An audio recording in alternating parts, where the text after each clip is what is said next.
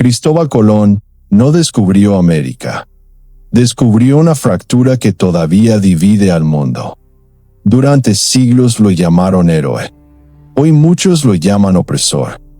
Pero casi nadie se detuvo a mirar al hombre. En este canal no repetimos mitos. Los desmontamos. No vamos a preguntarnos si fue bueno o malo. Vamos a preguntarnos por qué su nombre todavía incomoda. ¿Qué hizo realmente? ¿Qué ocultó la historia? Y por qué su huella sigue viva, 5 siglos después. Si buscas una versión cómoda, este no es tu lugar. Pero si quieres entender cómo nace un símbolo, quédate. Porque cuando termine este video, no verás el 12 de octubre de la misma manera. Si te interesan los aspectos de la historia que no se explican completamente, suscríbete ahora. Aquí examinamos ruinas, no monumentos. Imagina el año 1492. Europa no es romántica. No es elegante. Es violenta, competitiva, obsesionada con el poder. Reinos que compiten. Imperios que se espían. Coronas que necesitan oro. España acaba de conquistar Granada. La reconquista termina oficialmente. Pero lo que termina en el campo de batalla, empieza en la ambición. Los reyes católicos no celebran solamente una victoria militar. Celebran la consolidación de una identidad, una fe única, un poder centralizado, una nueva energía imperial. Y en ese momento exacto aparece un extranjero, no un noble español, no un héroe nacional. Un Genovés, Cristóbal Colón, un hombre que no pertenece del todo, un navegante que necesita demostrar que merece estar en la mesa del poder. Durante años tocó puertas. Portugal lo rechazó. Expertos dijeron que sus cálculos eran optimistas. Demasiado optimistas. Subestimaba el tamaño del planeta. Sobreestimaba la distancia hacia Asia. Si América no hubiera estado en medio, probablemente hoy no estaríamos hablando de él.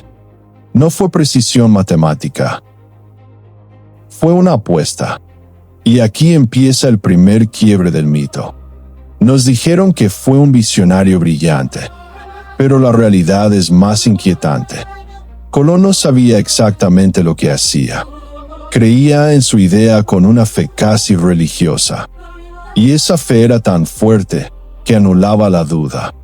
La duda no formaba parte de su carácter. Y eso puede ser una virtud o un peligro. Colón no pidió permiso humilde. Exigió. Pidió ser nombrado almirante del mar océano.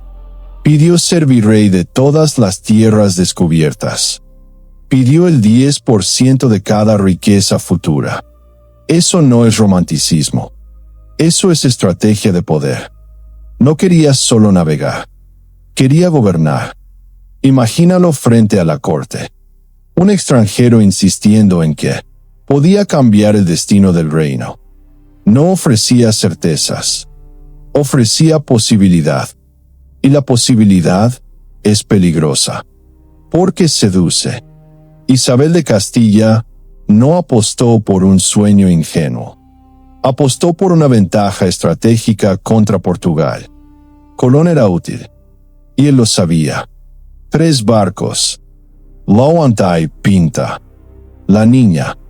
La Santa María. Semanas en el Atlántico. Sin tierra. Sin mapas precisos. Solo agua. La tripulación comenzó a murmurar. El horizonte no cambiaba. El miedo crecía. Colón hacía algo que pocos mencionan. Alteraba los registros de distancia. Reducía las cifras reales. Mentía para mantener la calma. ¿Es eso traición? ¿O liderazgo bajo presión? La historia heroica habla de valentía. La historia humana habla de manipulación estratégica. Él sabía que si el miedo explotaba, el viaje terminaba. Y no podía permitirlo. porque no solo estaba en juego una expedición, estaba en juego su nombre, su legado, su eternidad. Imagina el silencio, el crujido de la madera, el sonido del agua golpeando el casco, hombres mirando la oscuridad, algunos rezando, otros dudando. Colón no podía mostrar miedo. Un líder que duda pierde autoridad. Pero dentro de él había una pregunta que nunca admitiría. ¿Y si estaban equivocados? Porque la fe absoluta es poderosa, pero el océano es más grande. Y entonces, tierra. Un grito rompe el silencio. Tierra. En ese instante nace el mito. Pero también nace la contradicción. Colón cree haber llegado a Asia. No sabe que está frente a un continente desconocido para Europa. Llama a indios a sus habitantes. Un error que durará siglos. En sus diarios describe a los pueblos originarios como generosos, hospitalarios, sin armas sofisticadas. Y luego escribe algo que cambia el tono, que serían buenos sirvientes, que podrían ser fácilmente sometidos. Ahí se fractura la imagen pura, porque en el mismo momento del descubrimiento ya existía la idea de dominio. No fue un encuentro neutral, fue una evaluación estratégica. ¿Quién son? ¿Qué recursos tienen? ¿Dónde está el oro?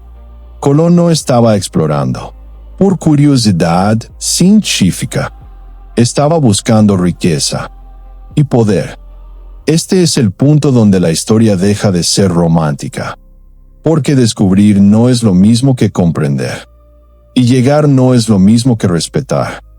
Colón abrió una puerta, pero desde el primer día, esa puerta no era inocente, era imperial.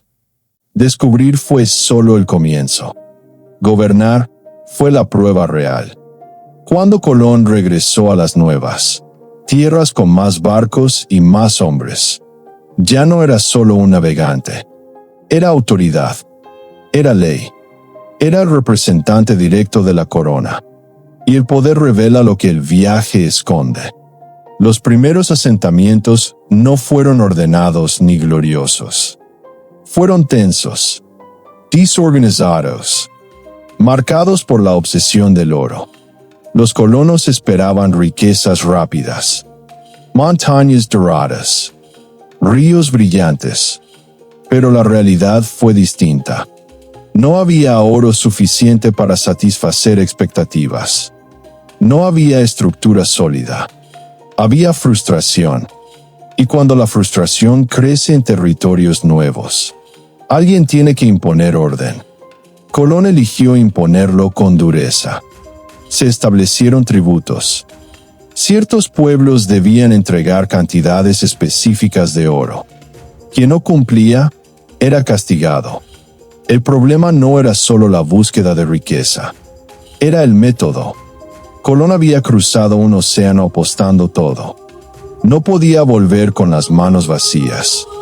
Su reputación dependía del éxito económico. Y cuando la reputación depende del oro, la presión se convierte en violencia estructural.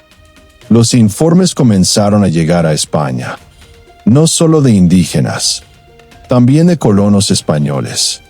Había acusaciones de castigos excesivos, de ejecuciones, de administración arbitraria. No era la imagen del visionario noble, era la imagen de un gobernador bajo presión, endurecido. El Caribe no era la corte. Allí no había protocolo elegante. No había diplomacia refinada.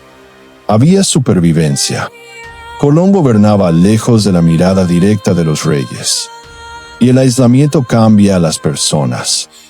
Cuando nadie te corrige, cuando nadie te contradice, cuando el océano te separa del juicio inmediato, el poder se amplifica. Algunos testimonios describen un liderazgo severo, castigos públicos, autoridad rígida. Era cruel, o miedo a perder control, porque perder control significaba perder todo. Y Colón no era un hombre que aceptara perder. Si esta parte de la historia no la conocías, imagina cuántas otras versiones simplificadas aceptamos sin cuestionar. Suscribid. Este canal existe para eso. Año 1500. La corona envía a Francisco de Bobadilla para investigar. No es un gesto menor. Es una señal de desconfianza. Se recopilan testimonios. Se escuchan quejas. Y la decisión es contundente. Colón es arrestado. Encadenado. Imagina la escena. El hombre que había sido llamado almirante del mar Océano, con grilletes en las muñecas. No es una imagen cómoda. No aparece en monumentos. No se menciona en celebraciones. Pero ocurrió. Fue enviado de regreso a España en condiciones humillantes. Algunos dicen que conservó las cadenas como símbolo de injusticia. Otros dicen que fue un golpe devastador para su orgullo. Lo cierto es que perdió el cargo de gobernador. El poder que tanto había exigido le fue retirado. Aquí es donde la historia se vuelve psicológica. Un hombre que había apostado todo por la gloria, que había cruzado un océano, que había convencido a una reina, ahora regresaba cuestionado, no derrotado completamente, pero sí desacreditado. Colón nunca aceptó que su administración fue un error. Siempre se vio como víctima de intrigas, de traiciones, de envidias. Esa narrativa lo protegía, porque aceptar fallos habría destruido la imagen que tenía de sí mismo. Y aquí aparece la característica más inquietante. Hasta su muerte insistió en que había llegado a Asia. No aceptó que había descubierto un continente distinto. Su mente necesitaba coherencia, aunque la realidad dijera otra cosa. Paradójicamente, su caída no destruyó su legado. Con el tiempo, la historia simplificó. El arresto se volvió un detalle secundario. La dureza administrativa se diluyó. La ambición se transformó en determinación. La narrativa nacional necesitaba un símbolo. Y Colón era perfecto para eso. Un hombre que desafió el océano, que inició una era. Las sombras no desaparecieron. Solo quedaron fuera del relato principal. Pero aquí viene la pregunta incómoda. Si fue tan visionario, ¿por qué gobernó con tanta fragilidad? Si fue tan estratégico, ¿por qué perdió el control interno? Si fue tan brillante, ¿por qué insistió, hasta el final, en una interpretación errónea? La grandeza no elimina la contradicción, y la contradicción no elimina la grandeza. Colón no fue un monstruo mítico, pero tampoco fue el héroe limpio que algunos discursos presentan. Fue algo más inquietante. Un hombre brillante, con ambición desmedida, con orgullo inflexible, con poder en sus manos y miedo a perderlo. Y cuando el miedo se mezcla con el poder, la historia se vuelve peligrosa. Después de Colón, el mundo no volvió a ser el mismo. No porque él fuera perfecto, no porque fuera moralmente superior, sino porque abrió una puerta que ya no podía cerrarse. Tras 1492 comenzó un intercambio masivo. Plantas, animales, idiomas, culturas, creencias. Europa cambió. América cambió. El comercio global nació. Pero el intercambio no fue simétrico. Junto con caballos y trigo llegaron enfermedades. Junto con religión llegaron estructuras de poder. Junto con exploración llegó explotación. Colón no diseñó todo el sistema colonial, pero su viaje lo hizo posible. Y las puertas importan. En España, su figura se convirtió en símbolo de expansión, audacia y grandeza histórica. El 12 de octubre no es una fecha menor. Representa el inicio de una era imperial. Cuestionar a Colón para muchos no es solo cuestionar a un hombre. Es cuestionar un capítulo entero de identidad nacional. Y la identidad no es racional. Es emocional.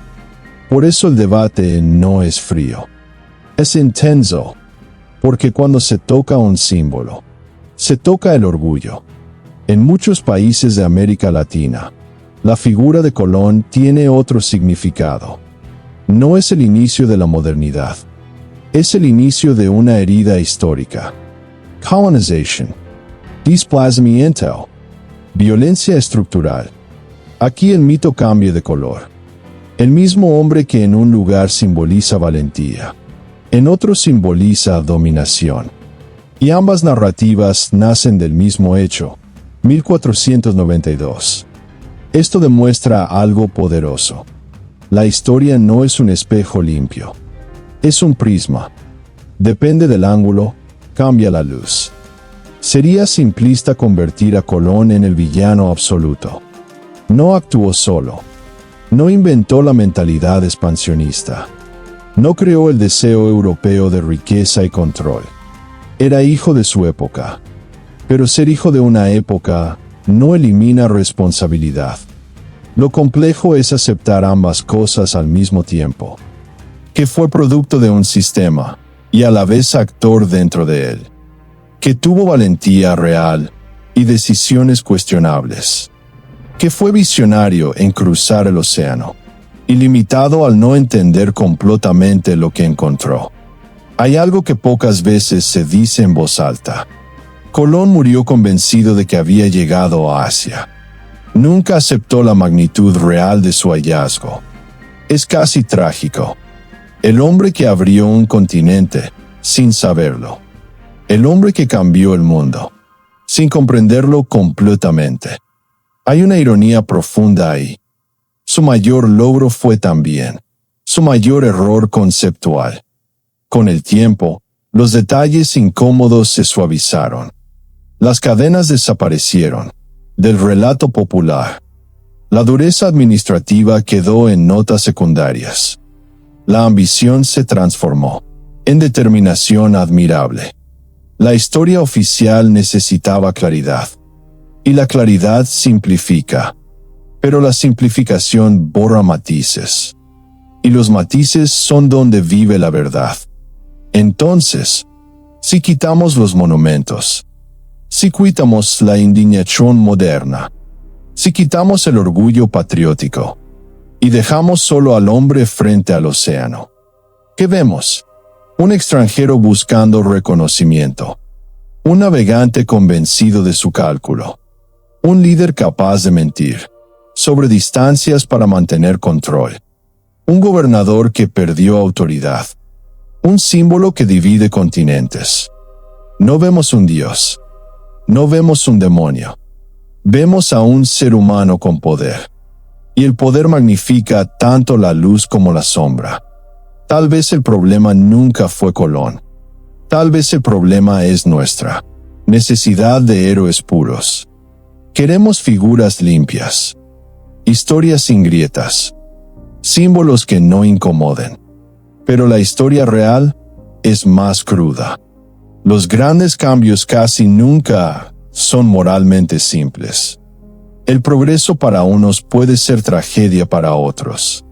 Y aceptar eso no destruye identidad. La fortalece. Porque una nación madura no necesita mitos intactos. Necesita comprensión profunda. Colón cruzó el Atlántico. Eso es innegable. Tuvo valentía. Tuvo ambición. Tuvo determinación.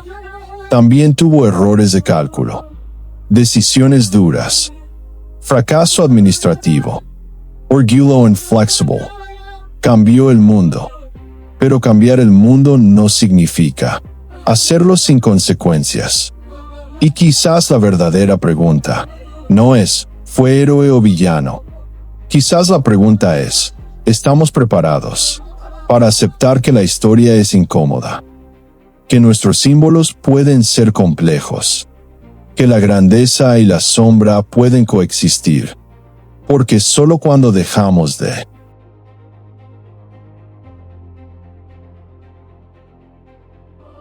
Y cuando empezamos a pensar, dejamos de necesitar mitos perfectos. Antes de cerrar, si este análisis cambió tu forma de mirar a Colón, forma parte de esta comunidad. Aquí no buscamos héroes perfectos. Buscamos comprensión profunda. Si hoy Cristóbal Colón fuera representado en un altar simbólico, no tendría una estatua dorada. Tendría un mapa incompleto, una brújula ligeramente desviada, un puñado de oro y unas cadenas de hierro sobre la mesa. No para condenarlo, no para glorificarlo, sino para recordar algo esencial. Toda huella deja sombra, y entender la sombra es la única forma de madurar como sociedad. Esto fue la huella que dejaron.